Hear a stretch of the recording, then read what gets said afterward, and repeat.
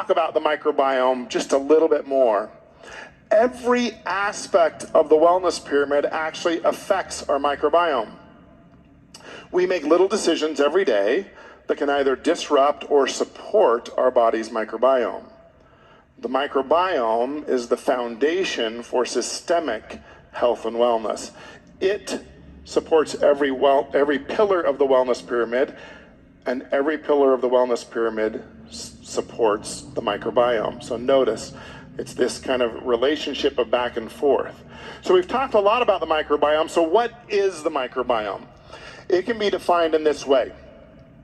A microbiome is a community of microorganisms that can usually be found living together in any given habitat. In other words, in more scientific ideas, it is a characteristic microbial community occupying a defined habitat which has distinct physiochemical properties. Now we can define these habitats into a few groups: gastrointestinal or gut, oral or mouth microbiome, respiratory microbiome, skin or dermal microbiome, and then female reproductive tract microbiome. So let's start at the bottom of the wellness pyramid and talk about how each level can affect this microbiome. Nutrition and digestion. Diet plays a large role in determining what kinds of microorganisms live in the colon. A high fiber diet in particular affects the type and amount of microbes in the intestine. In fact, in healthy humans, a high fat, high protein diet or a low fat diet leads to reduced gut microbe diversity in as quickly as 1 day. Researchers say that consuming too much fast food and other unhealthy foods can harm your gut microbiome. Now, I know we all believe this, we understand this, but there was recently a Time magazine article in 2015, and Professor Tim Spector stated the following. He asked his college-age son to eat fast food for 10 days. Now, if any of you have college-age children, that's not a hard ask, right? So this son could only eat hamburgers, fries, Coke, or chicken nuggets every meal, 10 days. In just 10 days, he lost 40% of the diversity of his microbiome of the GI tract. That's about 1,400 different types of bacteria that were gone. Let's move to movement. Recent studies suggest that exercise can enhance the number of beneficial microbial species, enrich the microflora diversity, and improve the development of commensal bacteria, bacteria that are good for you. Exercise is able to enrich that diversity to improve the Bacteroides firmicutes ratio, which could potentially contribute to reducing weight. No one's sad about that. Thank you. Physical activity may help flush bacteria out of the lungs and airways as well.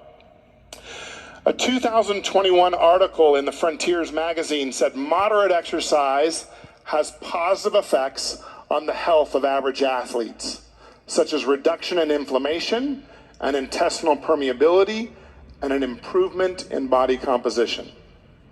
It also induces positive changes in the gut microbial composition and in the metabolites that are produced in the gastrointestinal tract. The next one we would talk about is metabolism. We're in that movement and metabolism area of the wellness pyramid. Microbes can impact overall metabolism as energy regulators, impact blood sugar metabolism, and insulin sensitivity. Considering the microbiome's ability to respond to homeostatic and physiological changes, some researchers propose it can be seen as a silent endocrine organ. Sleep. Studies suggest that a lack of sleep is linked to a reduction in healthy microbes in your gut. An unhealthy microbiome may also have negative effects on the sleep. So if you're not sleeping, it affects your gut, and if you have an unhealthy gut, It makes you not sleep. So the total microbiome diversity played a role in increased sleep efficiency and total sleep time. Certain types of bacteria may also be linked to better sleep. We all now know that this is where our Serenity line can help. Tomorrow you're going to hear some incredible data from Dr. Nicole Stevens about our sleep products. So please, general session tomorrow, pay attention to her talk. It'll be amazing. Intestinal microbes directly or indirectly participate in the production of melatonin. On the one hand, microbial metabolism produces melatonin directly. And then on the other hand, gut bacteria indirectly produce short-chain fatty acids that stimulate the production of serotonin, which is then converted into melatonin. Stress. Research suggests that stress not only alters our intestinal mucosal permeability, but also may significantly change the community structure and activity of the commensal microbes in the gut. In turn, GI microbiome may influence stress-related physiological responses. So physiological stress can promote consumption of highly palatable foods. Y'all know what I mean, right? Stuff that tastes good when we're stressed, which then influences which gut bacteria thrive.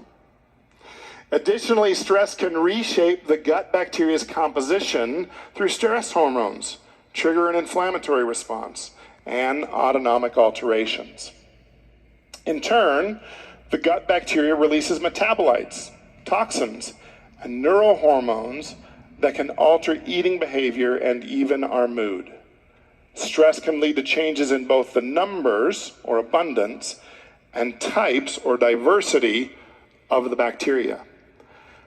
High cortisol levels can also disrupt your GI tract and throw off the balance between the beneficial and harmful bacteria that live in the digestive tract. So now let's move to reduced toxicity. The products we use daily impact our microbiome from our mouths, skin, and internal microbes. Our On Guard mouthwash is actually water-based rather than alcohol-based. In this way, we better support our oral microbiome, which then also brings us to hand sanitizer. Let's have a real conversation about this. Is hand sanitizer bad? It can be, can't it? Yeah. Just like everything, the dose makes the poison. You've heard me talk about this concept before. Okay, if we're constantly sterilizing our hands, we destroy the healthy microbiome of the skin, leaving it open for pathogenic microbes to come and begin growing there. Hand sanitizer can be used when we have nothing else to take care of our hands, and often I see parents sterilizing their kids' hands over and over and over again throughout the day.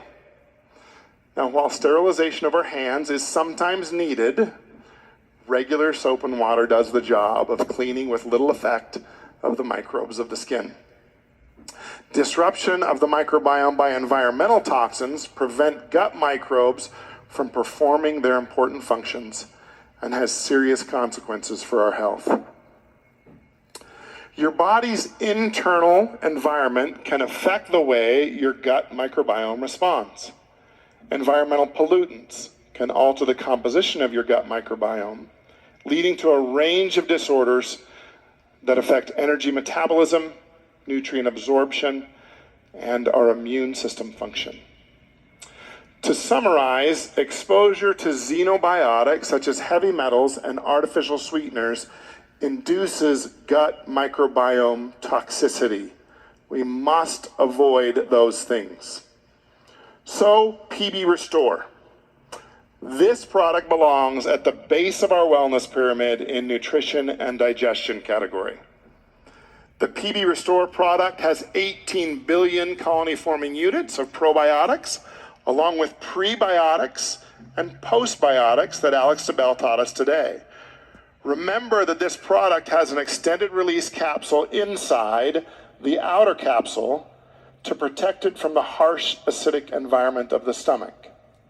The outer capsule releases in the stomach to release the prebiotic fiber, which essentially creates the environment and food for the microbes to live off of and live on. It creates a food source and a fiber bolus, which allows the probiotic to adhere to that as it travels through the GI tract.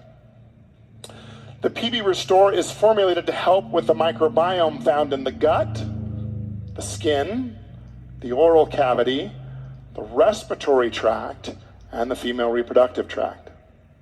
The PB Assist Plus, those sticks, are formulated with microbes from the gut microbiome. When addressing overall microbiome support, use the PB Restore. When addressing just the gut microbiome or targeted concerns, the PB Assist sticks should be your choice. But remember, you can use both because they have different strains within them. Now let's move on to one of my absolute